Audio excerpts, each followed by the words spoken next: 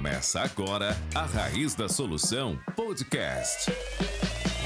Fala, raizeiros! Estamos começando agora mais uma Raiz da Solução Podcast. Aqui todas as semanas trazemos conteúdos exclusivos e dicas práticas para o produtor rural. Meu nome é João Vitor de Souza Silva. E meu nome é Leandro Barcelos, nós somos engenheiros agrônomos e criadores da Raiz da Solução. E como o João falou, nós trazemos dicas, informações, conteúdos para que realmente ajude a melhorar a produtividade de todas as culturas que integram ou que precisam de fertilidade, fisiologia, de mentalidade de pessoas. E hoje nós vamos falar de uma cultura muito especial, uma cultura milenar, dá para dizer assim, né? Que é o trigo. E vai estar aqui com a gente duas pessoas que realmente são experts nesse assunto e vão trazer, vão compartilhar com a gente aqui muita informação importante, então assiste até o final.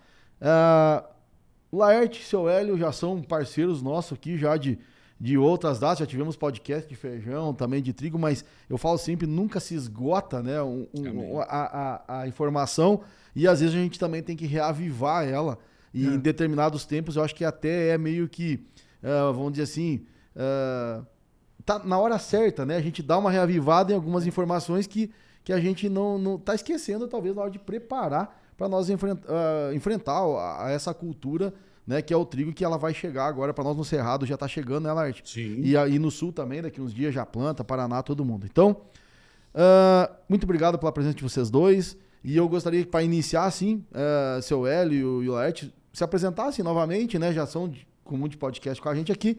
Mas, seu Hélio, dizer o seu nome, de onde é que o senhor veio, onde é que o senhor mora, né, para nós começar o nosso bate-papo aqui de trigo. E muito obrigado mais uma vez aí. Ok, tamo junto. Bom, eu nasci no Rio Grande do Sul, me formei em Santa Maria, aí fui trabalhar no Paraná, na Emater, na época que chamava-se a Carpa. Trabalhei até 1985 e de 85 mudamos para Brasília, Distrito Federal, onde estamos até hoje. E sempre voltado na transferência de tecnologia, escritório de planejamento e consultoria. Então, o trigo é uma cultura, na verdade, que eu mais gosto, amo. Então, pela cultura e pelo visual até dela, entendeu? Sim. É isso. Então, aí, para contribuir no que for possível. Só um detalhe, né, que eu quero salientar, né, para a gente não tem problema de falar o quanto de experiência a gente tem, mas o seu Hélio está aqui com 76 anos, né? Primeira coisa, seu Hélio, parabéns, porque está aqui disposto a compartilhar informação. Perfeito. Né? E vontade, energia, sei lá, é inspiração pra gente. Pra nós é inspiração. Assim, ó, eu quero chegar, se todo mundo conseguir chegar na idade que o senhor tá tentando levar. É aquela história, não perdeu a vontade de compartilhar, Célio. Então, cara, parabéns por isso, sabe? Não te aposente. Não. Porque o que toca a gente é a mente, entendeu? Isso aí. E se você se acomodar, eu parar de fazer consultoria, vou entrar na zona de conforto. Aí é a derrocada. E vamos lá, e 76 anos de experiência, tem que valer muita coisa, né, Laerte? Com certeza. Então, fica à vontade, meu amigo. Olá, raizeiros, né? Muito obrigado aí pelo convite. Satisfação estar com essa equipe aí, de pessoas que estão buscando sempre o melhor para a agricultura. Parabéns a todos os amigos, né? Bom, me chamo Laerte Bussolaro, sou do sul do Paraná, numa cidade chamada Coronel Vivida, né? Nasci no interior, me criei no interior, né? Chama Vista Alegre. E é uma curiosidade, né? Vista Alegre é uma cratera de um meteoro. Exato. Em torno de 4.000 hectares. A NASA de vez em quando passa lá. É legal, né? Então, realmente, é um buraco, né? Mas é muito bonito, né? Fiz técnico agrícola em 95, depois segui para agronomia, né? Depois fiz pós-graduação, MBA também, já trabalhando. Comecei o trabalho na Syngenta, certo? Depois passei um período na Monsanto, depois vim para o Cerrado com a Syngenta, né? Atendendo aí clientes de grande extensão de área, certo? E hoje na consultoria, né? É uma vocação, né? A consultoria é uma vocação, é um estilo de vida, de pensar, de compartilhar de coração aberto as informações, e estamos aí há algum tempo. Como o Hélio falou, o conhecimento ele só tem valor na transferência. Né? É igual um tesouro no fundo do mar. Qual valor tem? Nenhum. É na transferência, é passando de mão em mãos que qualquer coisa tem valor. Então, a gente pensa dessa forma. Obrigado pelo convite. Muito bacana. Agradeço a presença do Laerte, do seu Hélio. Leandro, obrigado também pela presença. O Matheus tá em outras atividades, mas um grande abraço para o Matheus aí também. Eu gostaria de iniciar o nosso bate-papo sobre trigo, contando um pouco da história do trigo. Vamos fazer uma retrospectiva no tempo, porque muita gente acha que o trigo é somente um cereal. Um cereal ali como mais um, dentre outros, né? Então, se puder trazer para nós um pouquinho da história do trigo até chegar aqui no panorama brasileiro, e algumas perguntas sobre o trigo, que o Brasil ainda importa muito trigo, né? Então, dá um aspecto nisso aí e no que nós tem melhorado como aspecto produtivo dentro do cenário brasileiro também. Perfeito. Hélio, eu acredito que nós podemos afirmar que deve ser quase 100% da população mundial tem acesso a alguma coisa feita de trigo, né? Dificilmente alguma civilização que não tenha, né, isso aí. Eu acredito que deve chegar perto de 100%. O trigo é utilizado, é um dos alimentos mais antigos da humanidade. Eu acredito que ele tem uma função no desenvolvimento da humanidade, na domesticação de plantas, né, no início da agricultura. Veja bem, o trigo tem os relatos da domesticação 9.000 anos antes de Cristo, certo? Então isso provavelmente deve ter sido uma das plantas do início da agricultura, de cultivo, porque é um alimento base, ele era utilizado nesse momento como grão hidratado, né, Hélio? Era. Grão hidratado e depois veio há 4.000 anos, né? 4.000 anos, aí veio a... Que se dominou a fermentação e o processo de panificação. Antes disso, ele era usado como grão in natura. Molhava ele e comia ele pastoso. Exatamente. Então, em torno de 2.000 anos, antes de Cristo, de novo, que a China já dominava o processo de massas, biscoitos, né, que é praticamente o que a gente tem hoje. Essa é a história do trigo mundial. Então, veja que é um cereal, quando você cruza isso com a história da humanidade, não tem como separar o trigo do ser humano. Até a história que todo mundo acha que a massa ela é origem italiana, ela não é, né? O macarrão. É chinês. Ele é chinês, né? E todo mundo acha que é italiano. O italiano melhorou. E se adonou, né? Com mérito depois. Verdade. Exatamente. E o que é o pão asmo, Laerte? Boa pergunta, Hélio. Eu gostaria que você compartilhasse essa curiosidade, né? Pão asmo. Tu olha na Bíblia, tempo de Cristo, né? Pão asmo. Na verdade, o pão asmo é um pão que só usa água e farinha, nem sal tem. E ele asmo representa algo meio espiritual, porque era ofertado ao Senhor pelos judeus cristãos, né?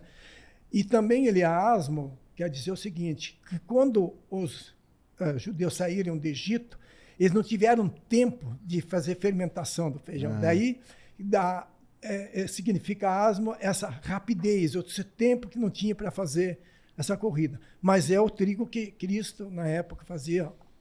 Repartir o pão. Aquele rasgado. Que é mais ou menos simbolizado pela hóstia hoje nos cristãos. Pronto. Né? No caso católico. No caso católico, pronto. Né? Vamos pensar. Sim. E você veja que ele é até hoje, né, utilizado por muitos na Semana da Páscoa. Sim. Como esse simbolismo, né? Pronto. Então veja que também, bom, o trigo também está na religião, né? Todas as histórias Tem se história fala em disso aí. pão, né? Fala muito, né? Eu gosto daquela coisa de separar o joio do trigo. Exatamente, Então tem muita história do trigo que é muito anterior, né, ao que a gente vive hoje. E eu acho legal vocês trazerem, Laerte, essa história, porque se a gente talvez compreenda a história, começa a compreender a importância. Claro, Sim. exatamente. Né? Porque talvez a civilização se criou em função disso. Né? Então olha o quanto o trigo é importante. Nós que somos cristãos, né? Todos nós somos cristãos, daquela eis o meu corpo, era esse. Então, entendeu? Então tem um significado espiritual enorme. Exatamente. Eu, por exemplo, amo o trigo, a cultura como ela em si, entendeu? Tem um significado até interno da gente. Mas beleza. Exatamente. E Hélio, quando que o trigo chegou no Brasil? 1534. Pero Vaz? Não, Martinho Afonso. Martinho Afonso. Martinho Afonso trouxe em 1534 para o Brasil. Logicamente já era dominado há quantos mil anos, né? Na origem Irã-Iraque, né? Sim. Origem da Irã e ali, aquela região. Certo. Na Mesopotâmia ali. Exatamente. E veio para o Brasil em 1500. Então veio tarde, na verdade, para o Brasil, né? Não, chegou rápido. 1500 foi descoberto. Não, mas comparado à civilização, né? Sim. Comparado à civilização. E uma curiosidade, na década de 19, né? Opa! Vamos falar. Que a ferrugem dizimou o trigo no Brasil. Ah, Então se parou, inclusive, de plantar e se retomou em 1920. Se certo. retomou o plantio do trigo no Brasil. Aí, logicamente, com melhorias, né, para essa tolerância à ferrugem e tal. E uma coisa muito bacana, que o Hélio, na infância dele, quero que você conte um pouquinho da família, né?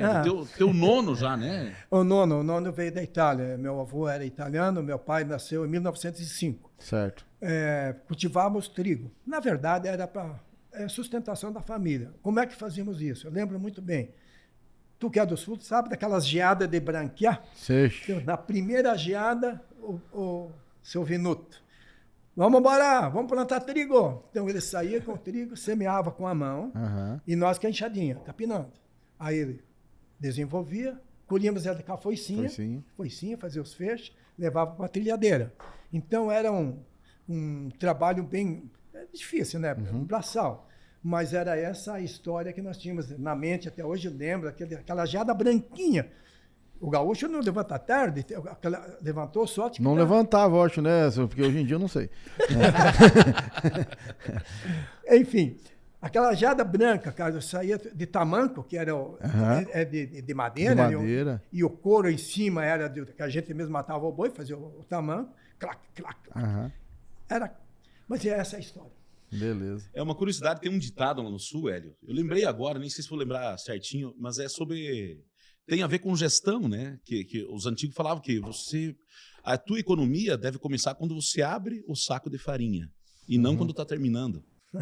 É uma curiosidade, porque e é uma verdade, né? Verdade. Muitas vezes a gente está num momento de aperto e só começa a fazer a gestão financeira quando vê que está apertado. Ô, Lerte, isso foi bom, até não tem nada a ver com trigo, mas vale a pena isso, sabe? Porque é justamente o que nós estávamos falando na empresa segunda-feira.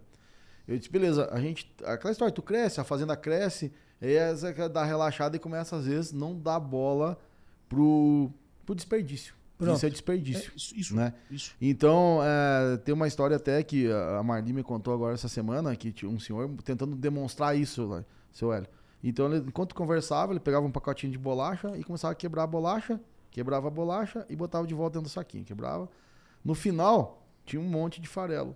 E ele falou, tentando demonstrar justamente isso. Ó, tá aqui a bolacha, mas o farelo aqui, quanto que é isso aqui? 10%? Se perdeu. Entende? Tem um empresário que fala que é a migalha que quebra a empresa. Se você não der só bola... mais um pouquinho, só mais um pouquinho. No final, aquele tanto de migalha. Mas perfeito, gostei desse ditado, cara. É isso aí, ó. Quando se abre o saco é que a gente tem que começar a economizar. Perfeito, né? Perfeito. Legal, né? Legal. Tá, beleza, cara. Eu entendo assim, hoje a cultura do trigo, sim, ela começou lá no sul, né? Eu lembro bem também. Eu sou um pouquinho mais novo só do que o seu Hélio, 20 anos, né? Vamos falar assim, mas então eu sei o que é o tamanquinho de madeira, eu sei o que é congelar os dedão, eu sei o que é palhado de trigo. Porque a soja em 1970, a soja, ela era tipo um secundário do trigo. A cultura principal era o trigo. Né? A gente plantava soja quando dava, né? Vamos falar assim. Então, beleza, entendi. E a gente vê que, sim, agora é uma cultura, né? Que ela espalhou, né? Vamos pensar. Mas, Laerte, você olha conta pra gente assim, pô, ainda não temos trigo para nós, né? Para o brasileiro se sustentar, a gente não tem todo o trigo ainda. Não. Nós temos que importar trigo. E eu gostaria que vocês falassem assim, ó, dessa quantidade e talvez até para o pessoal entender o que tem diferenças de trigo, né? Um trigo brando, um trigo melhorador. Isso, legal, sabe? Eu acho que é importante entender isso aí. E também, né? Leandro, um pouquinho do que falta para nós ser autossuficiente. Porque hoje nós importamos a maioria do trigo, né? Perfeito. Pode falar, Hélio. Bom, vamos lá. Nós importamos mais ou menos, ano mais, ano menos, 50%. Certo. Nós consumimos 12 milhões de toneladas.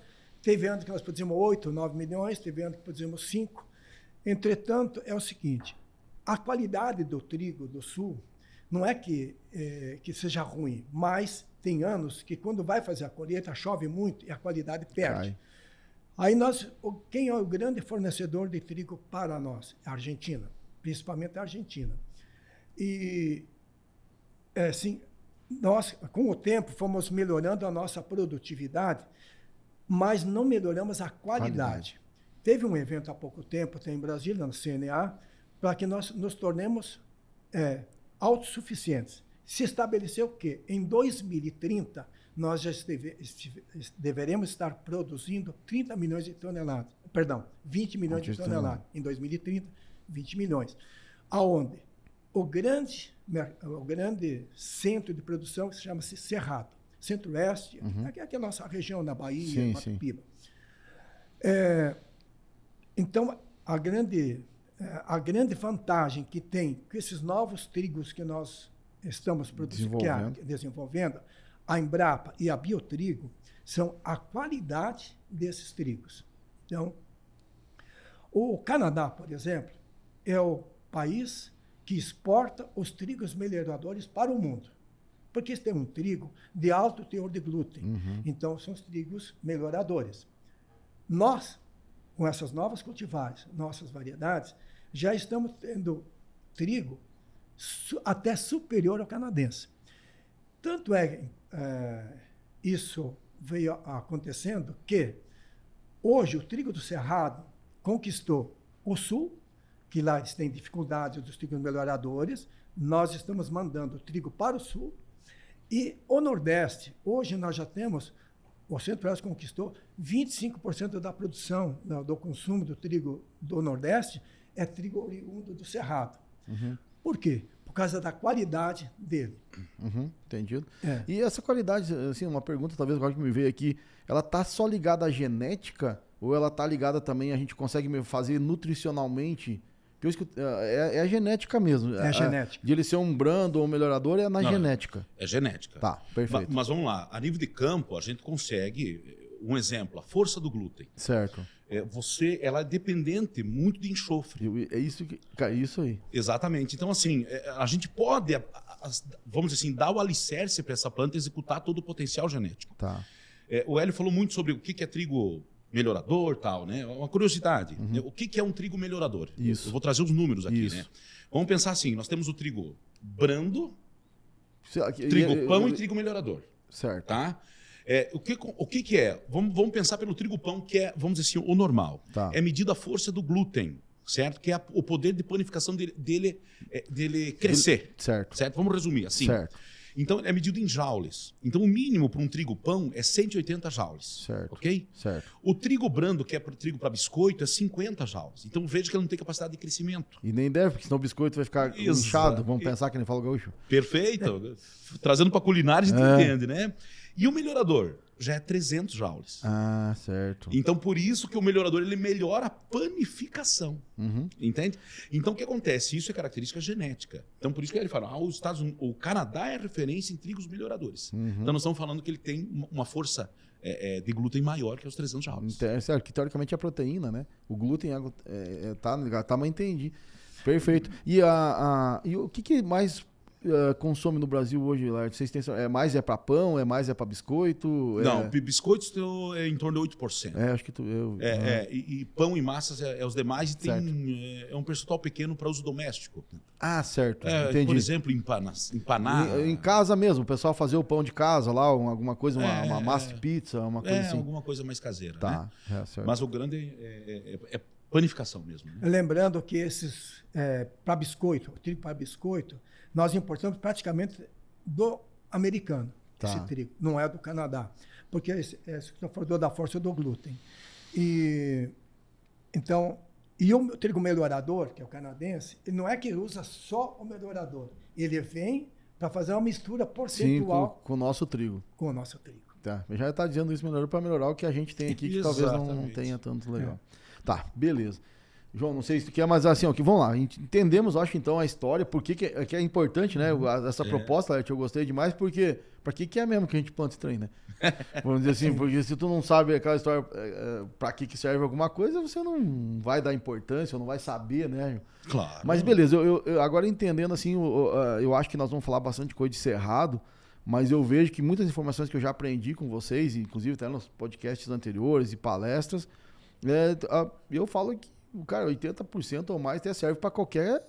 Sim. Porque, vamos falar de profundidade, de nitrogênio, de regular um crescimento, né? Isso é trigo, né? Seu Hélio, serve para qualquer coisa.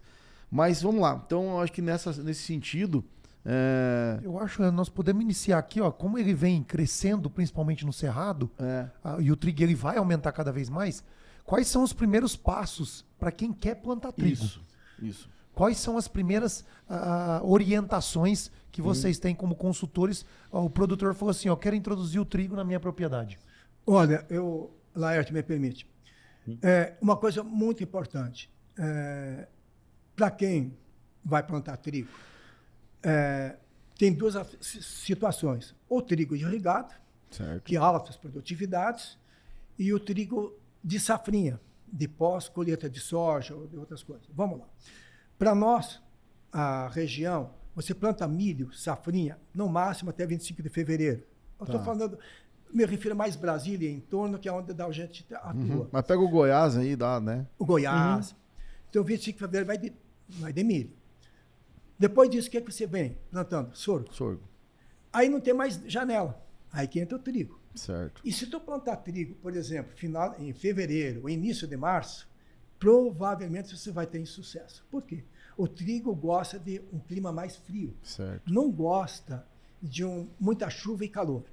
Na época que eu plantei, um ano, eu resolvi plantar 5 de março. Eu tive uma produtividade de 5 sacos por hectare. A ferrugem detonou. A mesma fazenda, quando eu plantei mais tarde, dia 22, já foi para 30 sacos por hectare, que é uma produtividade para quem faz plantio de trigo. Depois vamos ver as vantagens da gramínea, então que dá certo. E hoje nós já temos a Embrapa e também a Biotrigo trouxe da Argentina a tecnologia HB4. O que é a HB4? É um gene do girassol introduzido na planta que dá tolerância ou resistência, um pouco da resistência à seca. E isso nos ajuda muito. Já não está no mercado, mas esse ano que vem, já começa as primeiras cultivares sendo desenvolvidas. Tá. Para quem tem uma lavoura extensiva, eu acho que dentro da propriedade, a utilização do trigo deve ser uma alternativa muito interessante, e para nós atingirmos a autossuficiência e talvez até exportar, o trigo de sequeiro vai ter que entrar na jogada. Tá, entendi. Então eu posso dizer que a janela para trigo ela tem que ser um pouco mais extensa, adentrando ali o final de março, começo de 10, abril, 15 de março, devido à necessidade de um clima mais ameno lá na frente. Sim. Vamos lá. Vamos falar do Brasil em torno, mas aqui a altitude aqui é 700, mais ou menos, também dá certo.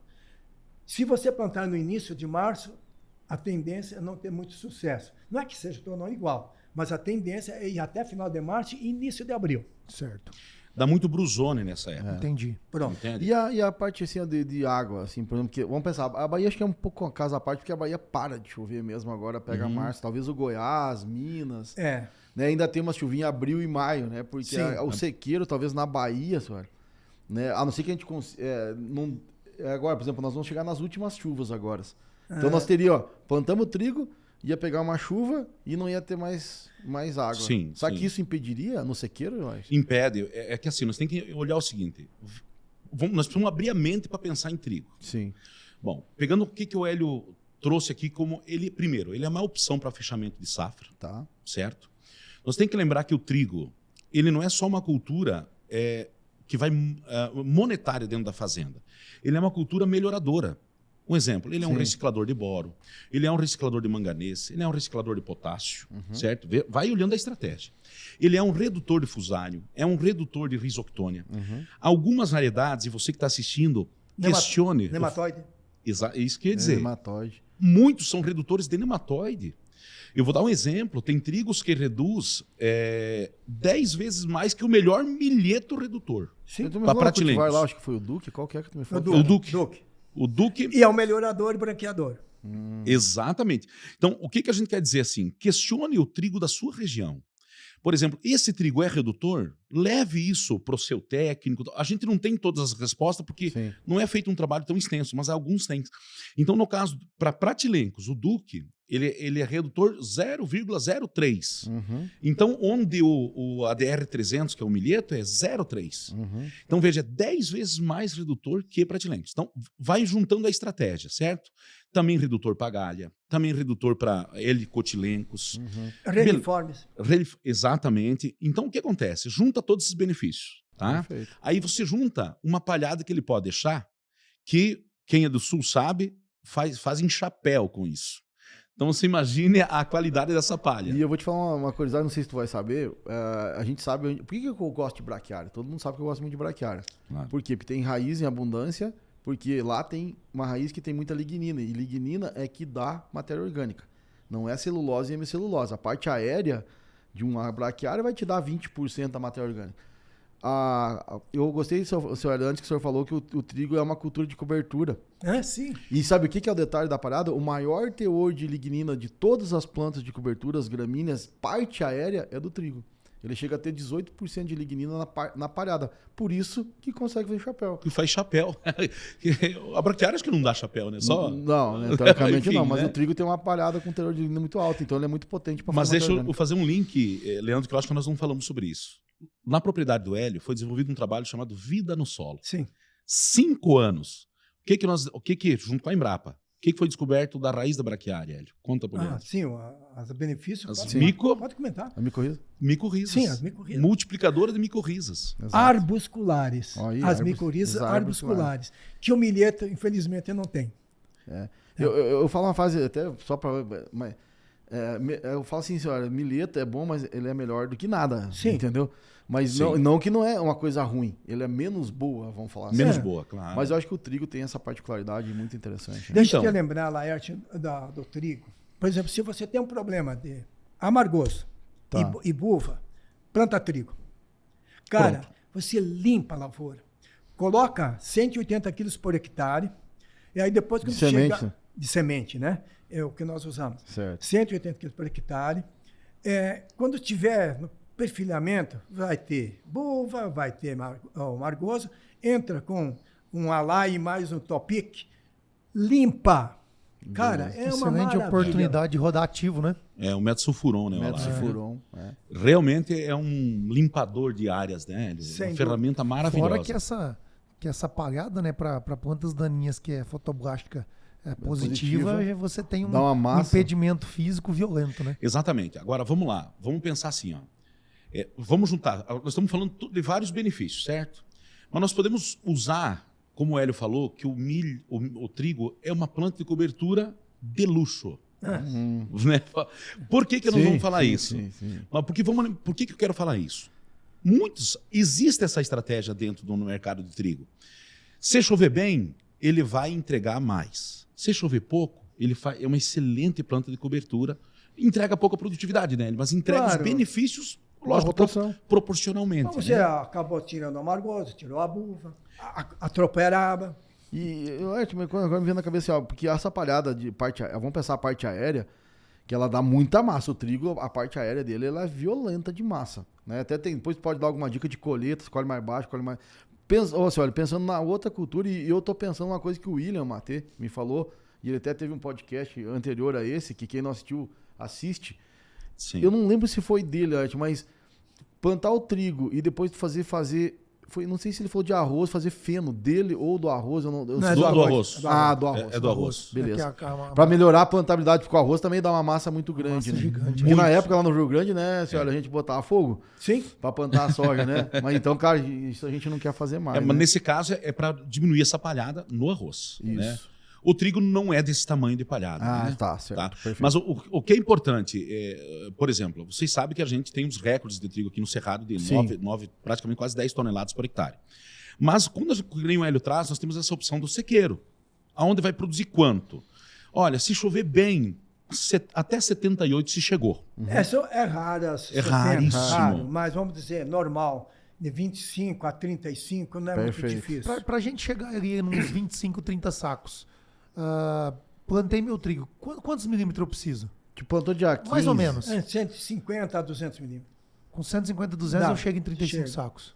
Perfeito. E vai muito do solo, né? Solo que retém mais, vai mais longe, produz muito mais. E de quanto que veio de acumulado também, né? Exatamente. Mas assim, praticamente dependente da água. E aí o que é a estratégia nossa com o Hélio? Todo ano a gente senta conversar. Que época eu vou plantar esse trigo e qual teto eu estou esperando? Um exemplo, olha, eu estou esperando 25. Eu trigo sequeiro, fechamento de safra. Eu vou investir para ter lucro em cima disso. Tá. Eu vou investir 10, 12, aí eu faço o cálculo. Herbicida não tem como tirar, né? Mas o nitrogênio eu vou controlar para investir pouco. E vamos uma informação já importante técnica, assim, se puder compartilhar, por exemplo, tem uma cultivar, por exemplo, melhor para o sequeiro e uma melhor para o irrigado? No Sim. momento, para o sequeiro, nós temos o Duque Tá. e o Atom. Tá. Mas tem a RS 1403, se não me engano. Mas tem. Sim. Os melhores, não lembro aqui na mente. quais São os melhores. líderes do sequeiro, né? Junto com o Feroz que está chegando agora, né? Feroz. E esse HB4 que o senhor comentou, vai vir em algum desses aqui para incrementar ainda mais? Deve chegar no Duque e no Atom. Certo. E os da Embrapa, que eu também agora não lembro, eles tinham 403, mas é menos tolerante à brusona em relação ao Duque. Certo. Outra coisa importante, quando você vai já para o sequeiro, esses aí, quer dizer, para o irrigado, esses aí também vão no irrigado. Tá. Porém, tem alguns do irrigado que não toleram essa falta de água e nem a pressão de brusone do início de março. Sim. Então você precisa, por exemplo, o 264, 254. O 264 foi o 264 campeão. é o famoso, é o campeão. É o campeão em teto. né? O campeão mundial Legal. em período de produção. 9.500, 9.600 quilos por hectare em 125 dias. O hemisfério norte produz 12 toneladas, vem em 210 dias. Certo. Entendido, sério. Produtividade do dia, né? Essa informação é importante. Agora, essa questão da data, por exemplo, a data recomendada pela Embrapa, é o número, né? 10 de março. Tá. Tá? Parece simples, às vezes, para O quem. sequeiro. Pro sequeiro, Sequeiro. né? Sequeiro, é início, né? Tá. Eu passei numa lavoura esses dias, Hélio, na beira da estrada, indo visitar uma fazenda, que o produtor plantou em torno do dia 10 de fevereiro. Eu louco. Plantou o pivô e a calcinha junto, sabe? Certo. Me deu muito dó. Porque a gente sabe que tem tudo para branquear de brusone e não dar nenhum grão, sabe? Certo. É muito triste. Então essa informação é riquíssima. Tem coisas que a gente não adianta atropelar. O irrigado eu o jogo irrigado- essa janela um pouco mais para frente, né? Não, 15 o de maio. irrigado Pode chegar. exatamente. É lá em maio, não deve. Ah, Deve, sim. deve, né? Deve. Tá, perfeito. 15 de maio. 15 de maio. 15 Essa de maio. informação é valiosa. Então, veja, é uma coisa tão simples que às vezes para nós, Leandro, tá no dia a dia, a gente fala isso, mas o mercado ele precisa levar isso como regra. É um Laerte. prejuízo, a gente fica com dó, né? Laerte, vamos lá. Eu planto trigo. Eu plantei 500 hectares agora de safrinha. Estou lá com 38 dias sem chuva. Parece que choveu ontem à noite. Certo. Todo esse trigo meu foi plantado no pó. Certo. Entendeu? O que eu coloquei? A semente tratada. Tá. Eu estou com Espectro, que é o melhor, porque tem... eu usei- É de fenoconazol, né? Só semente. O que tu vai botar de adubação? Se ele vier bonito, eu vou dar 100 kg de ureia. Se não vier, meu amigo, te vira. Então, eu não invisto muito para poder... Eu quero o benefício que nós já comentamos paralelamente. Que é os benefícios, né? Se ele me der um retorno, ok. Se não me der, os benefícios da raiz, aquilo que nós comentamos, já me chega. Entendi. Tem alguma dica importante ali na questão de plantabilidade? Porque eu não entendo de trigo, por isso que eu estou perguntando. Eu entendo Sim. bastante de arroz. Então, como é muitas sementes por metro, o arroz tem que ficar niveladinho ali, então passa o rolo. Eu não sei qual que é a estratégia do trigo. Tem alguma coisa ali na plantabilidade que a gente tem que cuidar? O desafio da plantabilidade é, primeiro, como está esse solo, né? O quão está compactado para a plantadeira, porque nós temos uma plantadeira distribuída com muitas linhas, né? A cada 17 centímetros. Então, o peso por linha é muito baixo, né, Hélio? Para você conseguir profundidade ideal. Permita. O que eu faço? Eu sou plantador.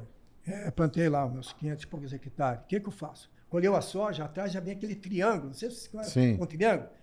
Para dar uma fofadinha, que às vezes está seca até, dá uma fofadinha e tu tem que plantar com 3 centímetros no mínimo. 3 centímetros. Essa é uma informação que eu já aprendi bastante e vale a pena enfatizar. Agora, quando é no pivô, tu pode ir até 5, Até 8, né? até 8.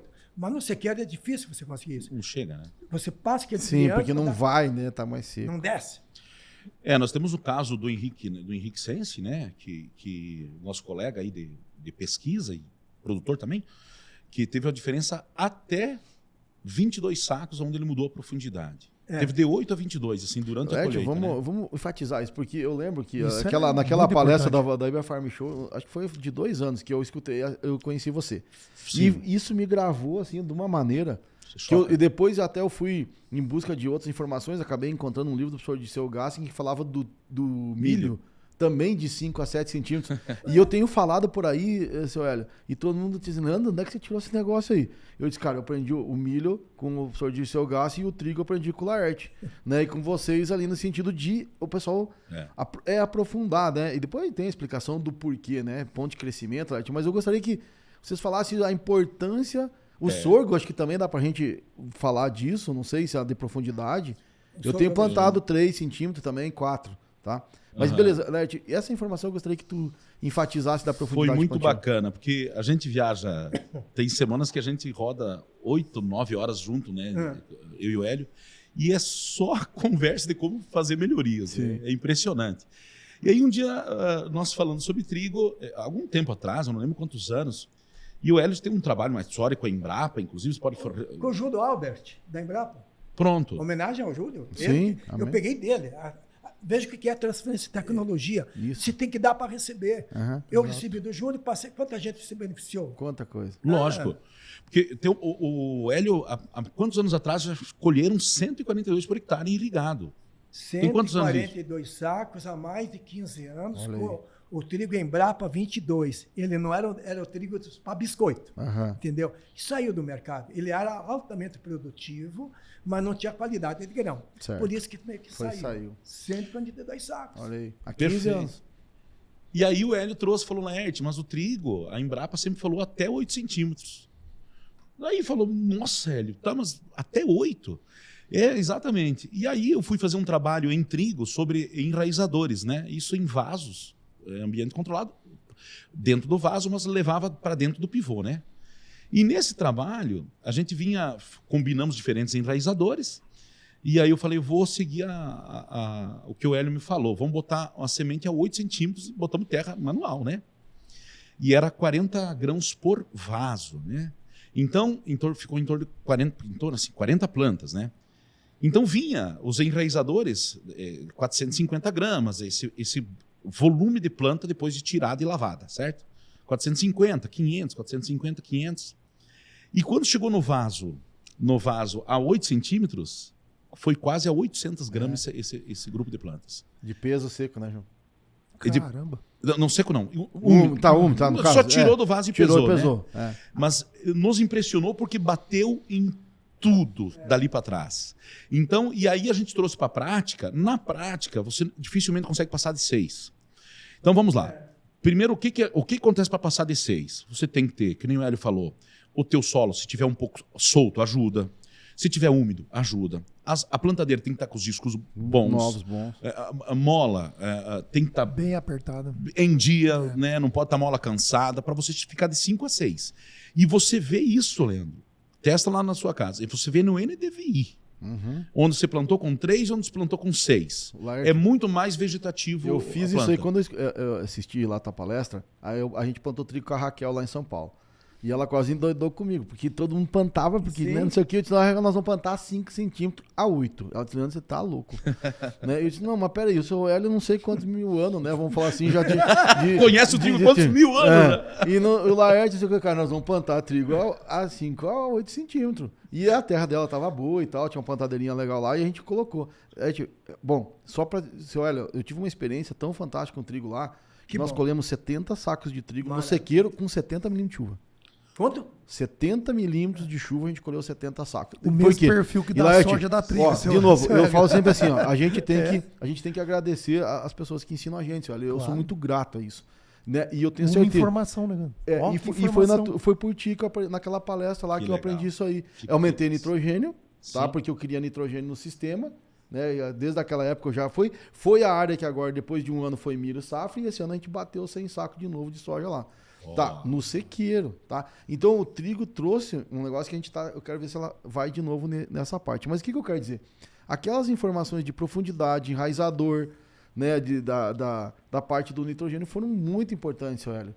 Esse compartilhamento, teoricamente, eu só posso retribuir agora tentando passar isso aí para todo mundo que assiste a solução. Né? Mas essa é a parte legal, João, de uma informação de 2 anos atrás, porque eu fui num evento que eu lembro bem que lá na Bahia Farm Show nós estávamos num 6, 7. Né? Eu falei assim, ó, depois agora a gente tive Nós estávamos junto lá agora, lá na Na Rosário. Rosário. Assisti de novo a palestra. Eu relembrei algumas coisas que tu tinha falado lá. Exato. Da parte dos... Depois a gente pode falar até dos enraizadores e tudo mais. Né? Mexer com o baú, essas reuniões, esses eventos, é para mexer com o teu conhecimento, tá lá guardadinho. É, Levanta. isso aí. Chacoalhar, né? É. Tem que chacoalhar de vez em quando, né, Sueli? E veja, Leandro, a gente fala, as margens da agricultura são tão apertadas, né? Essa dica da profundidade, qual o tamanho do investimento? Exato. É Não o é conhecimento. E outra, nós podemos falar de 8 a 22 sacas de diferença. É. Agora pega isso e bota na margem de lucro. É. Às vezes é 50% ou quem sabe é 100% do lucro. E aquela história, se o cara diz assim, não, agora vamos dizer assim, quando falavam de mim, eu chamava de louco. Pelo menos agora tem uns 3 comigo aqui. Né, pra dizer assim, né? Então, e eu falo assim, ó, experimenta, né? Vai plantar Sim. trigo, tá com dúvida, mas faz 10 hectares a 5 a 6 centímetros. Né? Claro. Que se der errado, né, não vai quebrar. Né? Vamos Eu pensar assim. lembrei do negócio que eu não posso esquecer de falar. Pode Por falar, exemplo, sim. nós falamos da raiz, né? Profundidade. Agora da parte aérea, colheita. Se você Isso. tem. Agora, esse assunto é quando você tem uma palhada boa em pivô central. Você vai colher o trigo. Isso. Normalmente a pessoa gosta de colher rasinho para ficar bem. Pelo contrário, o trigo você tem que colher com uns 15 centímetros de altura. Que aí a palhada fica menos exposta e quando for plantar, o disco corta melhor. Isso. Não é raspando a terra, não. Pelo contrário, levanta. É porque não vai ficar toda aquela palha lá cortada, Pronto. deitada, que vai dificultar. Faz uma diferença enorme quando você vai fazer o plantio em seguida. E uma história por quê, né? Eu vou te falar a explicação que eu li lá dentro do professor de seu gasto. Por que é profundidade? Eu não sei se tu tem... Não, compartilha. Então, por favor, você. Não. Você que é o nosso convidado aí. Né? Porque pra mim, eu sempre falo assim, a gente fala uma coisa, ó, plante mais profundo. Por quê? Por que nós plantamos trigo? Nós não começamos assim, ó, por que nós vamos plantar trigo? Porque tem uma história, alimentação. Agora, o porquê? Olha, o que a gente conhece é que a planta tem, quando ela tem a profundidade, ela pode escolher onde vai deixar o ponto de crescimento. Exatamente. Então ela escolhe, lógico que é uma leitura provavelmente de foto, uma fotoleitura que ela faz, e ela escolhe o ponto que ela quer deixar para dali para frente partir a parte aérea. Então, faz todo sentido a hora que a gente olha por esse lado. Agora, a hora que eu boto a 2 centímetros, ela não tem escolha. Ela vai chegar ali a 2,5 cm e vai estar rente ao solo. Ela tem que largar ali e já eu achei muito interessante quando eu li isso, né? Porque do livro justamente era isso. O ponto de crescimento fica em torno de 2,5 cm acima da semente. Então, se você plantar 2,5 cm, o ponto de crescimento, toda a parte de divisão celular, fica rente ao solo, Arte. E a temperatura, tudo prejudica ali, né? E aí, Leandro, a hora que nós trazia assim, vamos imaginar essa planta crescendo e escolhendo o lugar ali da gema apical, vamos chamar assim, Exato. né? Provavelmente não, nós olhar na prática, ela escolhe também a distribuição das raízes. Exato. Aonde ela vai estabelecer esse conforto para ela. Então, na hora que a gente bota a rasa, ela não tem escolha, não. É ali e acabou, né? Então, assim, todo o sistema radicular fica no lugar que ela escolher pela genética. Vou pegar dela. esse ponto esse gancho do ponto de crescimento e vou levar um pouquinho para a parte de regulação de crescimento, Ótimo. que é um negócio que o pessoal tem muita dúvida. Eu tenho muito pouco conhecimento, mas uma vez eu andei com o Pedro Matana, que é um consultor que tem aqui, e aí eu lembro dele pegar o trigo ali, cortar e tinha um ponto de crescimento, segundo nó, não me recordo muito bem, porque rodei umas 2 vezes com ele. Mas eu sei que essa parte é muito importante, ele sempre comentava, se você errar aqui no seu regulador de crescimento, no momento for errado na hora de escolher aqui, era bem visual. Ele falou, cara, você vai comprometer a produtividade. Sim. Eu trabalhei com o Pedro Matana, tempos atrás, lá na Charrua, quem dera Jover Peronde. E essa informação é que eu passei para ele. O ponto no momento que tu faz a regulagem de crescimento, controle de crescimento. É muito importante isso. Mas isso tu faz aonde? Onde você tem um trigo com bom desenvolvimento, que você fez todos os investimentos para ter altas produtividades. Alta produtividade é acima de 130 sacos por hectare, 120 para cima. Esse é um ponto fundamental. Qual é o momento que tu faz isso? Isso, qual o momento? No primeiro nó visível. Aí, vamos lá, primeiro nó visível, como é que tu pega? Vou pegar aqui, você pega, vai descascando aquilo, vai sentindo com a mão. Primeiro nó visível, você faz a dose do modus. Do modus. Do modus, que é o regulador de crescimento. Mas o trigo está muito bonito, está com tesão, mesmo que vindo com vontade, provavelmente mais uns 10 dias tu tem que fazer a segunda ou 15. No segundo nó. Do segundo nó. No segundo nó. Entendi. Então, o que acontece lá no... Você tem que ir apalpando, viu? Sim, é na sensibilidade mesmo, não é visual. Sim, tu sente, daí tu dá Vai abrir ali. Aí tu dá uma descascadinha. Tu acha ele ali, tu acha. Não é fácil, tá? Não é tem que pegar chegar- Eu já escutei 2 vezes você falando isso e... Não é. Porque assim, é muito rápido. E você tem que pegar... Ele acontece aqui no Cerrado em Isso. torno dos 20 dias. O primeiro nó. Mas assim, o que acontece? Vamos trazer lá para você que está assistindo lá do Sul. Lá no Sul, às vezes a chuva vai cortar, então você não vai fazer 2 vezes. Sim. Aqui no Cerrado, quando é irrigado, nós temos a opção de fazer 2 doses, né? Então, como o Hélio falou, a primeira, às vezes, fazer 300 ml, passa uma semana, você faz mais 300, ok? Tá. Então, somou 600. Quando você vai fazer uma só, no caso do Sul, questão de chuva, provavelmente você vai fazer uma só de 500. Então, você espera onde você tem o primeiro, como o Hélio falou, visível, e o segundo, perceptível. Aonde que você vai perceber? Porque às vezes ele ainda não, pro olho não está visível, mas você percebe como a junta do dedo aqui. Você sabe que ela tem, mas você não está vendo, né? Então, o segundo, Perfeito. perceptível, aí é a dose para uma dose só. Perfeito. Gente, pra E sequeiro, sempre olhando a planta, potencial produtivo e ambiente, Claro, né? isso. Com toda Nós estamos certeza. falando de Como ambiente. qualquer regulador de crescimento, né? No ambiente perfeito. Nós estamos Perfeito. falando, Eu né? acho que essa informação, ela serve, a gente usa muito no algodão, é aquela história, não tem receitão, né?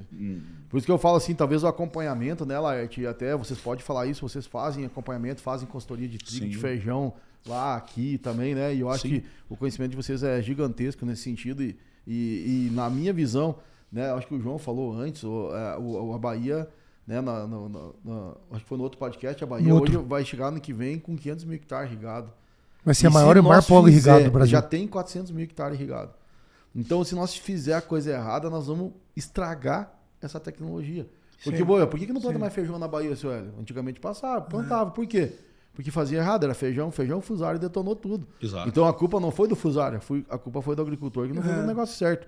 Então hoje nós temos um monte de pivô chegando na Bahia e talvez o trigo, né, seja, não sei, agora... Ó, nós conseguimos a produtividade aqui perto da cidade, né, Hélio? Tá quantos quilômetros daqui lá? Hoje 15 quilômetros no Baço, Isso, 15 quilômetros. 150 foi, né? 149. 149. 149. Mas Lete, pode dizer 150. Sabe aquela história do gaúcho que foi matar e deu um tiro com a 12?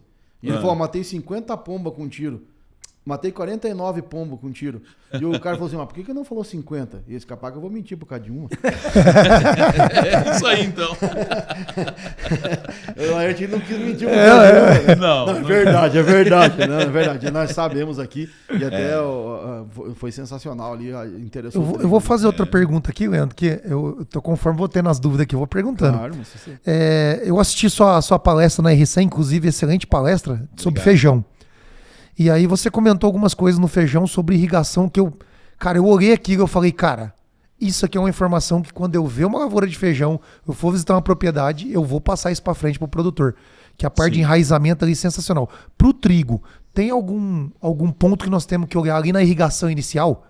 É uma cultura que tolera um pouco mais de água, tem que controlar igual o feijão, senão dá problema na parte de doença. Como que funciona? Porque você já me contou aqui que ele diminui risoctônia, ele diminui várias problemáticas de solo. Então talvez ele suporte um pouco mais de água ou não se faz isso? Comparado ao feijão, sim. Tá? Total. É totalmente diferente o racional. Porque o feijão, você tem ali aquele... estreias, o caule tenro, né? É tudo que a risoctônia e o fusário querem, né? Então, o que eles querem? Umidade alta e o tecido macio. Então, o que eu falei na palestra? Nós devemos tirar o que ele quer. Então, corta a água e planta o feijão raso. Para suberizar rapidamente. Certo? Já o trigo não, é mais a gestão da água mesmo, normal. Normal, olhando tranquilo. Capacidade de campo, etc e tal. Perfeito. Lembrando que o trigo sequeiro, quem for plantar, gente, não precisa se preocupar com o redutor, não. Exatamente. Tu tem que torcer que ele cresça. Ó, no arroz, a gente fazia um trabalho, eu trabalhava num centro de pesquisa de arroz. A gente fazia um trabalho e antigamente a gente plantava arroz ali com 140 quilos por hectare. E há 4 anos atrás, quando eu saí de lá, a gente já trabalhava com 90 quilos por hectare. O trigo, como que funciona essa parte de população? Tem materiais que toleram um pouco menos ou é acima de 100 sempre? Como é que funciona essa parte aí? Boa pergunta. Quer falar, Hélio? Não, pode? Comenta, porque tem trigos que têm uma capacidade maior de perfilhar. De perfilhar. Né? Um exemplo, o calibre. O calibre tem uma boa capacidade de perfilhamento. Né? Então, se você plantar num pivô, você vai ter que estudar, por exemplo, a tua realidade, se você vai usar, por exemplo, 160 quilos, 170 quilos, entende? Beleza. Estuda, porque tem que estudar. A palavra é estudar. Tem que fazer os testes de população. Exatamente. Laerte. Então nós estamos falando em torno de 3 milhões e meio de plantas, a 4 Certo. né? Ó, que sim, é diferente no sul, que lá o sul planta trigo, gosta do perfilhamento. Nós já mudamos para a linha da quê? É preferível você ter a planta mãe, que tem uma espiga maior, por isso aumentamos a população. Aumentar a população. Exato. Para Resumindo- não forçar ela a perfigar. Resumindo, é isso. Isso. Então nós trabalhamos até, tem cultivares que a gente chega a trabalhar com 5 milhões, né? E aí tu entra Então com você o planta redutor. de 170 até 200 e poucas. 220. Até 220 quilos. Aí você, se você vê que está muito a população, você tem um redutor para manter ele baixinho Sim, sim. e cunhudo, que diz o gaúcho.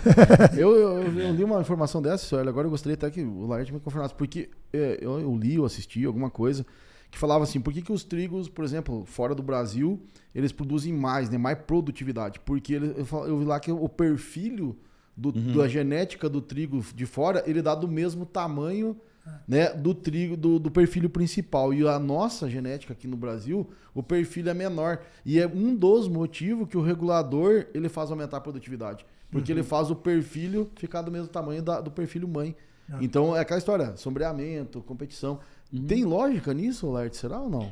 Olha, nós temos que lembrar que o trigo, o estímulo para o perfil é o frio. Sim. E nós, entre aspas, nós somos carentes de frio nesse ponto comparado Sim, à sim. Ucrânia, ao norte da China. à Europa. Europa. Até por questão ambiental, eu já vou ter um melhor perfilhamento. Exato. Então favorece a planta mãe. E Mais planta, planta mãe. 200 dias na lavoura, lavoura. né? Então vai produzir mais. O vai nitrogênio a entregar gente consegue, com o nitrogênio, fazer perfilar mais ou não muda nada? Se der espaço, acho que sim, né? mais. Sim, você olhar como alimento, sim, né? Sim. Mas assim, nós aqui no Cerrado, a gente não... nós, né, não procuramos não contar com o perfil. A gente trabalha para ter a planta E eu acho que o mãe. ideal é ter a planta mãe mesmo. Ó, foca em mais população para ter o A planta perfil mãe. mãe. Pronto, É, é isso Tá, aí. isso aí. O nosso foco é esse, entende? Tá. É lógico, tem que respeitar, estudar. Quem está nos assistindo, estude na sua realidade. Sim, perfeito. Né? Mas é válido. A gente pega essa teoria do milho, né? Nós queremos uma planta mãe aí com 35, 40 gramas por espiga. Eu perguntei Só porque o do arroz você trabalha um pouco menos de população e a produtividade de 140, 150 no arroz se atinge quando os dois perfis lateral você consegue fazer igual a planta mãe. É Aí isso você ó. atinge a alta produtividade. No trigo você já favorece mais a planta mãe. perfeito. Bem interessante isso aí. Joia. É, exatamente.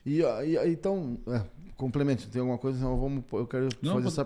podemos seguir. essa parte, então, assim, ó, beleza, falamos da profundidade, a parte de Regulação de população, crescimento, de regulação população. de crescimento, e eu sempre foco, assim, muito no nitrogênio, tá?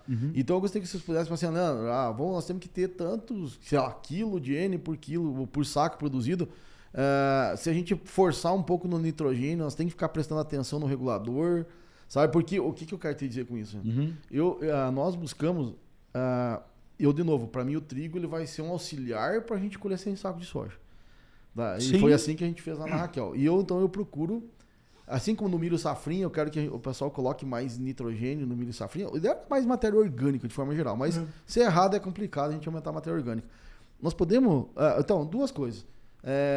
Uma dosagem normal que vocês usam de N e até época de aplicação, e eu posso dar uma forçada nesse nitrogênio, assim, porque eu quero que sobre um pouquinho para soja? Bom, sim, exatamente. A conta, vamos dizer assim, a matemática.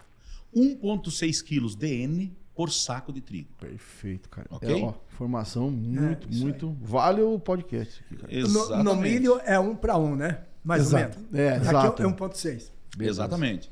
No feijão nós calculamos praticamente 1,8, né? 1,9. E aí, lógico, você tem que entender o seguinte, o que você tem no sistema, o que você tem De planta de cobertura. cobertura, né? Sim, fazer Mas- a conta de tudo que tu tem. mas esse é o número, né? Agora, o que nós temos que olhar como nitrogênio? O nitrogênio no solo, nós temos que lembrar que ele naturalmente ele vai para o ânion nitrato, certo? E como o ânion nitrato ele não se agarra no solo, o que ele faz? Ele vai percolar no solo. Legal? Então ele vai se depositar, praticamente ficar nas camadas 40, 50 centímetros. Beleza? Beleza. E aí vocês são professores. Naturalmente a gente consegue corrigir até quanto? O normal, 30, 40, certo? O que nós temos para baixo? Alumínio tóxico, certo? Então tem uma tendência, só para a gente refletir. de variedades de trigo que tem uma tolerância a alumínio tóxico maior. Certo. Então aí eu faço uma pergunta. Quem que chega a 50 centímetros? Quem tem mais tolerância. Exato. Então ele vai buscar essa fonte que você tem de nitrato lá no fundo. Uhum. Então tem uma tendência de, quando você usa menos ureia, por exemplo, mesmo nitrogênio na cultura, o trigo que tem uma tolerância ao alumínio tóxico maior vai buscar esse nitrato e entrega resultado. Uhum. Perfeito. Entende? Então, assim, é um racional bacana pra gente entender, às vezes, pô, meu trigo lá tá produzindo bem pra caramba, às vezes ele tem essa tolerância que você não tá sabendo. Beleza, entendido. Perfeito. E assim, não sei, seu Hélio, com a experiência, assim, ó, vamos lá, o que é o... Quando a gente fala de trigo, né, eu não sei se é isso, mas vamos dizer assim, o que é que bota medo no povo? É a tal da Bruzone. Sim. Giberela. Mais pro sul, né? Vamos pensar. O que é, tipo assim, eu sei que sempre é um equilíbrio, tudo a gente tem que cuidar, mas nessa parte, assim, então, mais de doença, o que é que a gente tem que, assim, ficar de olho mesmo? É o Bruzone mesmo ou a gente pode fazer alguma coisa? E pegar um gancho dessa pergunta do Leandro, a parte de N versus Bruzone, que quando você dá uma adubação nitrogenada maior, você estica mais o tecido, favorece a entrada de doença, né? Perfeito. No sequeiro, vamos pegar o sequeiro que é o mais simples, a gente usa Tebuco mais Macozeb. Perfeito. que Eu lembro que o resolve Hélio já o tinha problema. falado isso. Uhum. Tebuco mais Macozeb, não precisa querer investir muita coisa. E aí tu vai ver se ele está indo bem, se ele vai dar 30 sacos. Se tu vê que não vai dar. Agora, no sequeiro, além disso aí, tem produtos que não têm registro e que funcionam muito bem para o trigo. Eu não sei se você pode comentar do produto. Pode. Vamos lá. O BIM, por exemplo, é o grande protetor da ferrugem. Da Bruzone. E não tem registro. Aí é uma questão de cada um fazer. Mas, para você ter altas produtividades, esse elemento precisa entrar. Perfeito. E a questão do potássio, o potássio é em torno de 1,2 por saco, 1,2 quilos por saco de trigo. Então, o que acontece? Aí estaria o equilíbrio, entendeu? 1,6 de nitrogênio para 1,2 de potássio. Agora, o que acontece? No potássio, ele exporta 17%. O resto, ele fica o quê? Fica no sistema. Então, é um reciclador também. Reciclador de potássio, Né? perfeito. Vou te dar um outro exemplo, boro. Né? Boro, ele precisa 180 gramas para você produzir 9 toneladas. Certo? Então, vai dar 20 gramas por tonelada, isso, né? 20 gramas por tonelada. E ele exporta, deixa eu pegar aqui, ó, 15%. Então, um reciclador de boro. No caso de manganês, ele praticamente vai usar 1 quilo para fazer 9 toneladas, que é, vamos dizer assim, o desafio da gente, e exporta 12%. Manganês também é um reciclador. Então, assim, esses são números bacanas para a gente na hora de planejar, né? Sim. Planejar, como é que tá isso, como é que tá aquilo. O potássio, eu tô mandando fora, vai ficar caro. Não, ele não exporta. Exporta 17. Você está no sistema. Teu adubo ficou no sistema, né? Exato. Eu acho que, assim, não sei, no trigo, a gente trabalhou um pouquinho lá, de novo, tudo conhecimento de vocês, a gente teve trigo lá em Santa Catarina, esse ano eu ajudei o pessoal lá, da região de Canoinhas, Hélio, e a gente conseguiu excelentes produtividades de trigo, com peso hectolíquido de 84. Muito. Vamos falar assim.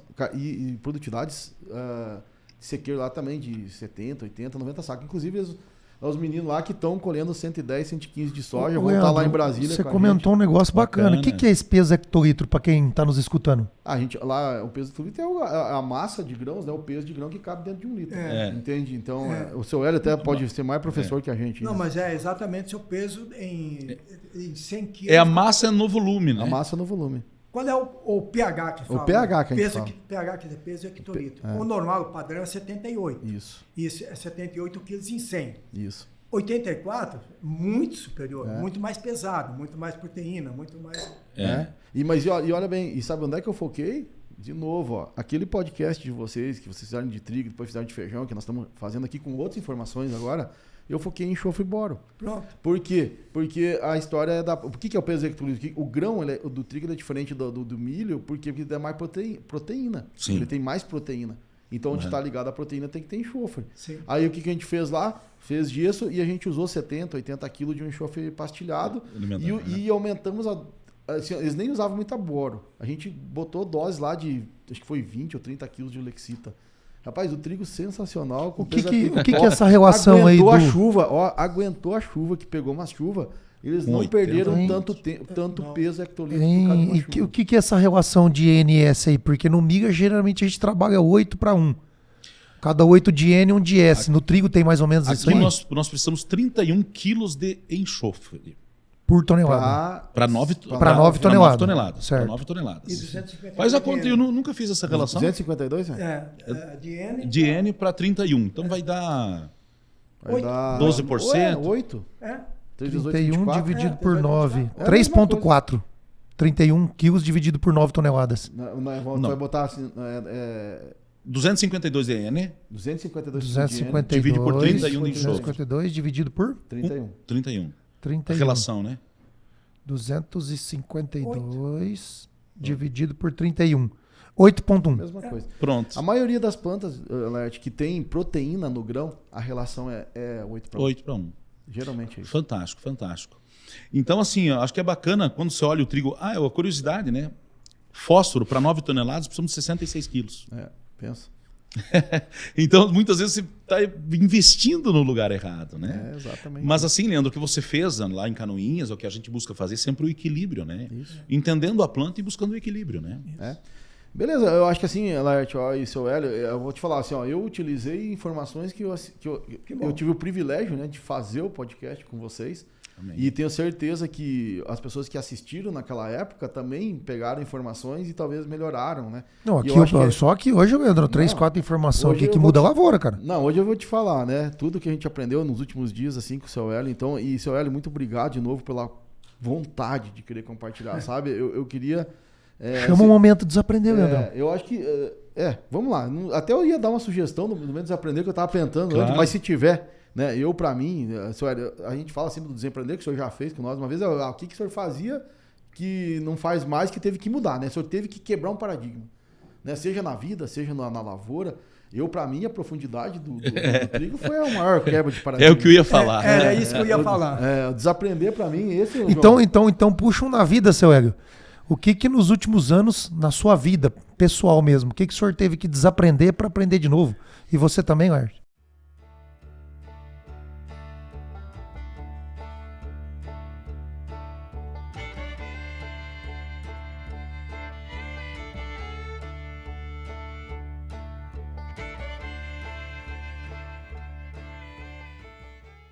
Bom, principalmente assim, dar mais valor para a família.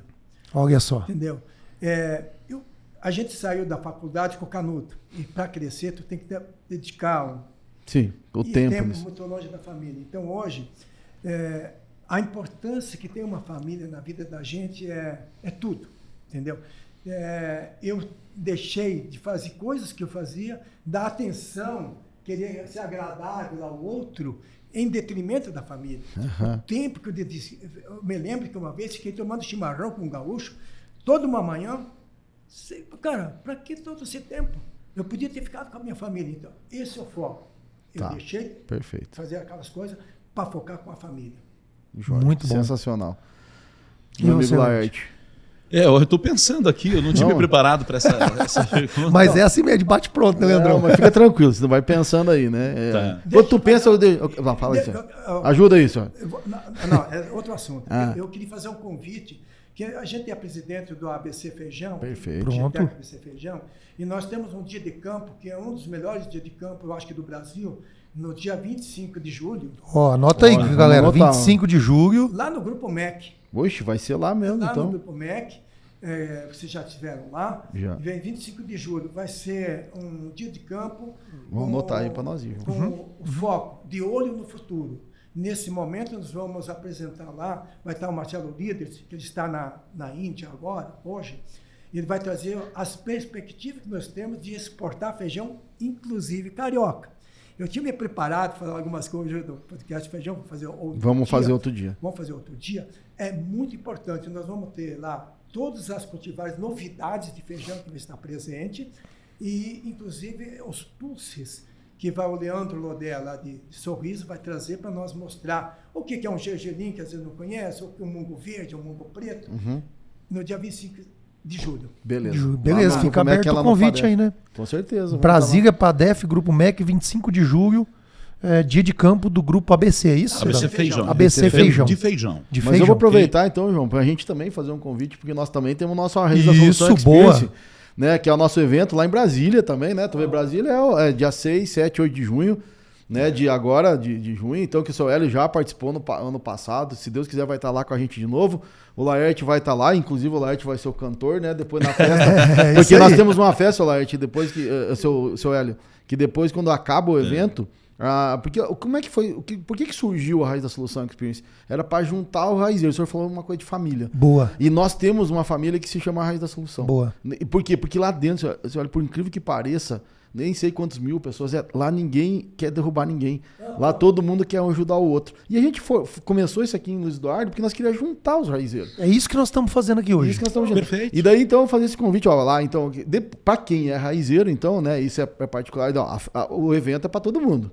Beleza, mas no Sim. final do evento, quem são os raizeiros que estão no curso e tudo, tem uma festa que não tem custo, porque já está embutido tudo. E lá, seu Hélio, então o senhor está convidado já, porque eu sei que o seu Hélio é raizeiro também. É. Né? O seu Hélio já fez o curso e tal.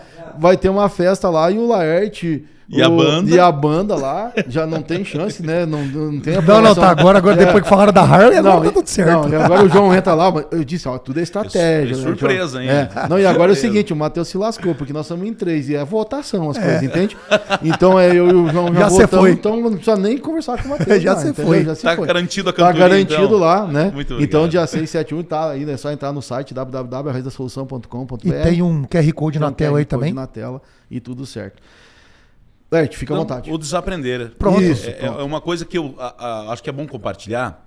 Eu acho que a gente tem que estar pronto para desaprender qualquer coisa. Tá? Eu sempre trabalho com a hipótese, quem me conhece mais, de eu estar errado. Por que isso? A gente estuda e busca pesquisar, fazer ciência, para buscar o quê? Melhoria. Se eu vou fazer algo melhor amanhã, significa que hoje eu estou errado. Então a gente precisa estar aberto a estar errado e escutar pessoas simples, experiências simples, que às vezes tu pensa, mas será que ele vai compartilhar comigo? Ouça! Você é tanta riqueza. Normalmente o grupo de agricultores, muitas pessoas do bem, que compartilham informação de coração aberto, e essa informação nos traz aqui, bater esse papo, que é uma construção. Que quer dizer, coisas que nós estamos falando aqui, 10 anos atrás, nós falava diferente, significava que nós estávamos errados. Então a gente precisa estar com o coração aberto para estar errado. Exato. E cabeça erguida. Eu acho que a ciência é isso. É provar que amanhã nós vamos ser melhor, provando que hoje nós estamos errados. Pronto. E, Né? e mais uma vez, Laerte, assim, ó, o que eu quero dizer assim, ó, eu acho que um recado, porque hoje o agricultor, de forma geral, pelo que a gente convive, ele está querendo.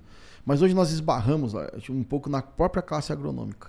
Né? E o que eu quero dizer? Vocês são consultores, inclusive depois pode passar os contatos, o seu Hélio, No Instagram, né? No Instagram, Isso. depois vão passar tudo. Quem quiser uma consultoria de feijão, de trigo, é só entrar em contato com o seu Hélio. A gente trabalha com outros cereais também. com outros né? cereais, com soja, Soja, qualquer milho, coisa né? que quiser, né? Vamos Sim. falar assim, ó, que é uma consultoria, né? Vai ter aí vocês. E ó, e a gente aqui, por que eu quero dar esse recado? Poxa, vocês são consultores, nós somos, porque todo mundo, Laerte, tem uma ideia assim que a gente quer bocanhar o Brasil todo, né? Os agrônomos, eles acham que a gente quer invadir o espaço deles. E nós não queremos, nós só queremos levar informação. Então vocês são consultores, estão aqui com a gente compartilhando. Ué, quanta informação o seu Hélio aqui foi passado hoje? Nossa. Vai pensar assim, ó, mas então eu entreguei tudo. Né? Não dá conta. Cara, nós vamos ter 500 mil hectares de pivô, santo Deus. E se você quiser uma coisa mais especializada, vai lá e contrata. Mas o que eu queria deixar o recado, Lerte, eu acho que o seu Hélio, o seu Hélio começou falando um negócio muito importante, que para mim é muito importante hoje, porque nós estamos pensando no Brasil. Sim. Né? No Brasil melhorar, o agricultor não ficar com o coração na boca agora dia 30 de abril, porque não vai ter dinheiro para pagar a conta. Né? O cara investir num pivô e realmente aquele investimento volta em 5, 6 anos. Assim, ó, vocês como consultores, e Lárcio, você depois que conhece a raiz da solução, né? Eu acho que assim, porque mais do que nós falar, é outras pessoas Exato, falar. exato. Importante isso aí. Importante, e o senhor, com toda a experiência que o senhor tem, né, de anos, e troca conhecimento. E nós estamos aqui junto, cara. É isso. Nós estamos aqui discutindo aqui, ó, ninguém vai pegar nada de ninguém. Muito pelo contrário, nós estamos fazendo 1 mais 1 que vai dar 3, não é isso, senhor? Sim. Entende? Então, isso que eu queria que você, talvez até meio que finalizando, Sim, sim. Larte, eu gostaria Sim, de uma... sim. Por vocês serem consultores, agricultores, e que eu sei que também Sim. você é produtor também, Sim. um recado para esse pessoal, da classe agronômica da gente, que não são todos, óbvio, mas hoje, infelizmente, a maioria bota aquela barreira entre a raiz da solução, e nós não queremos isso, nós queremos ajudar, seu Hélio. Então, né, se o senhor pudesse falar um pouquinho de compartilhamento, e que a gente aqui, né, nós estamos aqui sentados discutindo tudo certo. Perfeito. Leandro, como presidente você de uma entidade, eu sou do ABC Feijão, tem consultores que não têm a mesma visão que nós temos de dividir. Eu tenho um lema na minha vida, que a melhor forma de somar é dividindo. Certo. Eu divido meu conhecimento contigo, você divide comigo. Nós soma. não somamos? Exato. Entendeu? Então, a troca de ideias é fundamental. E nós, como consultores técnicos, todo dia estamos aprendendo.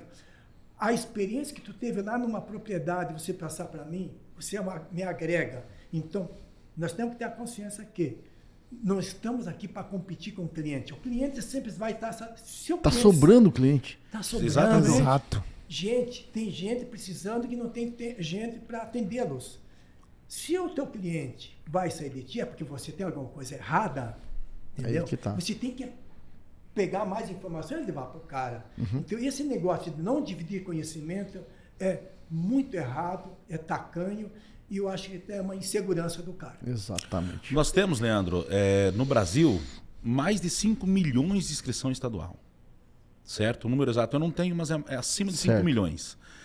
Quantos cada um de nós consegue atender? Será que faz sentido ficar escondendo? Exatamente. Tem perna para quanto? 10? 8? Depende da distância, depende. Então, nós olhando como agricultor, né, que somos, a gente compartilha pro colega de profissão, pro agricultor amigo, não é só como consultor, não. Sim. E graças a Deus, Leonardo, nós temos um bate-papo desse para compartilhar, porque uma informação que você passa aqui, quantas 1000 pessoas conseguem escutar ela? Exato. Então, você que está assistindo, uma dica dessa pode te colocar, te tirar do vermelho e botar na margem de lucro. Então, o que significa estar no lucro? Significa você manter uma família unida, junta, unida, evita às vezes ter um filho trabalhar fora, vender uma propriedade, destruir um sonho. Por quê? Por causa de uma informação que eu vou esconder? Não. E como Da consultor, minha parte, Led, não. talvez escutou aqui, vai lá e muda a profundidade do trigo e ganha 10 sacos por hectare. Quantas consultorias a mais ele vai ganhar? Pronto. Porque o agricultor vai falar, a maioria fala, ó, eu aprendi isso aqui com o Laerte, e já indica para os outros, porque a maior parte das pessoas são boas. Leandro e João, isso salva vidas. Quantas pessoas que entram em depressão porque não conseguem fazer o negócio rodar e cometem até um suicídio? Quantas famílias que se dissolvem porque ficam...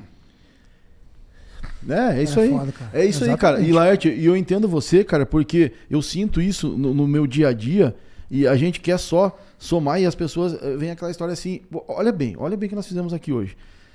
Se nós tivéssemos nessa mentalidade que nós ia esconder coisas, nós estaria dividindo e diminuindo, né? Agora não, cara. Você se tornou um consultor melhor e eu tô me tornando um consultor melhor. Foi um mais um que deu 3, tchê. Então, pra que eu preciso... Agora, eu preciso te derrubar, Laerte.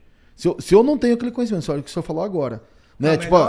A melhor forma de somar é dividindo. Pronto. E daí, se eu tenho insegurança e não tenho o conhecimento, o que eu vou fazer? Aí eu vou que eu tentar tenho que derrubar buscar. o Laerte, por quê? Para o Laerte ficar no meu nível. E aí que Agora, ele tinha que buscar. busca para ficar no nível do seu Hélio, do Laerte, do João, do Matheus, do Leandro. Busca, vai lá com os caras.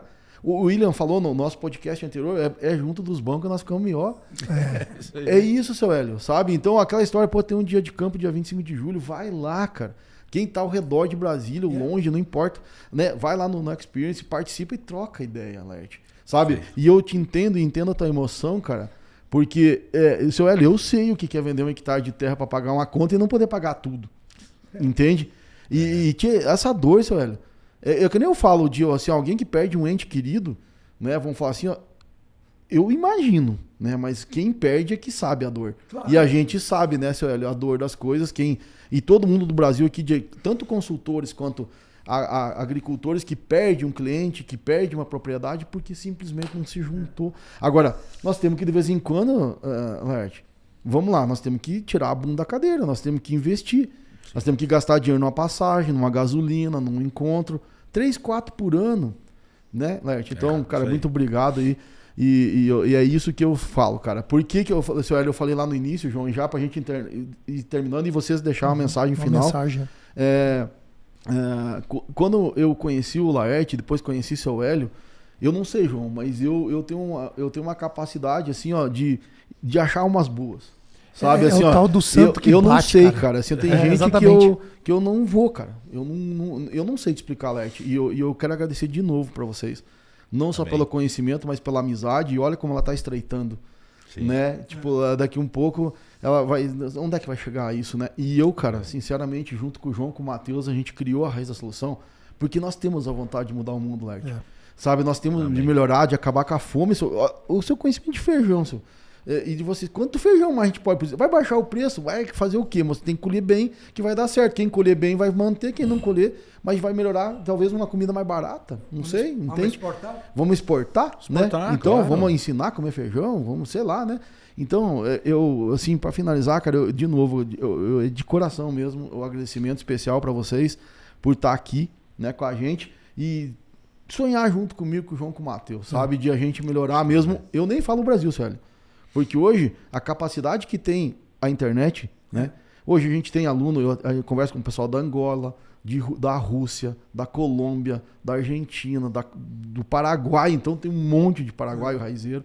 Então, cara, muito obrigado mesmo. Que Deus dê muita saúde pro senhor, Israel. Obrigado. Né, muito assim que o senhor viva mais, no mínimo, vai chegar até os 100 anos, né? Que esse número é legal, sabe? 104. 104, então perfeito. Ó. Então tem mais, no mínimo, uns 30 anos com o seu Hélio aqui. Nós vamos fazer mais uns 30 podcasts, né? Vamos falar assim, ó. Então, obrigado, seu Hélio. Obrigado. Eu acho que o seu Hélio, o Laerte, seu Hélio e João, depois você termina. Fique à vontade, seu Hélio, Laerte. Eu quero agradecer o convite, é uma honra estarmos juntos nesse desafio aí que é melhorar vidas, melhorando produtividade. Muito obrigado. Beleza, seu Hélio. Eu volto a frisar o seguinte: nós devemos ter a humildade de saber receber, entendeu? O princípio do desastre é o orgulho. O orgulho no ser humano é uma coisa muito séria. É o princípio da derrocada. Somar, a melhor forma de somar é dividindo. Esse é o meu princípio. Inclusive nas parcerias. Eu posso fazer esse projeto sozinho e vou ganhar mais. Não, divide. A soma dos valores, a soma dos esforços multiplica. Essa mensagem. Eu agradeço a oportunidade de eu poder transferir um pouco do meu conhecimento e receber de vocês, que eu recebi muito, inclusive no curso que eu fiz com vocês, né? Muito obrigado. Valeu, Sérgio. João. Laerte, seu ego, muito obrigado pela presença, pelo tempo de vocês. Agradeço imensamente os aprendizados que eu tive aqui hoje. Quantas pessoas vão ser beneficiadas, quantas famílias vão ser beneficiadas. Você falou muita coisa bacana aqui, cara, que dá aquele flashback na vida da gente. Acho que isso é importante também. Então, assim, de coração, as portas da Raiz da Solução estão abertas para vocês. Obrigado. Nós vamos almoçar agora. Se der um tempo, a gente gostaria que vocês fossem lá no escritório conhecer. Esse ano nós fizemos nosso centro de pesquisa, então as portas também estão abertas para a nossa pesquisa.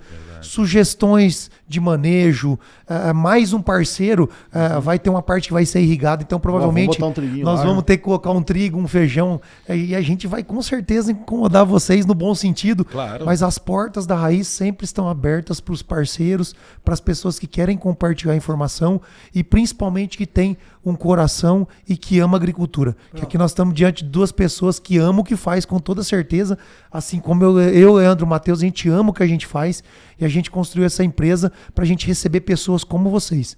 Então as portas estão abertas. Legal. E agora vamos finalizar, né, Leandro? Mas vamos lá antes, vamos lá, o Instagram, cara. Isso, vamos deixar o Instagram. Né, como que acha o seu Hélio? Pessoal, como é que acha, né, se tudo. tiver da empresa também, passa para os nossos ouvintes aí.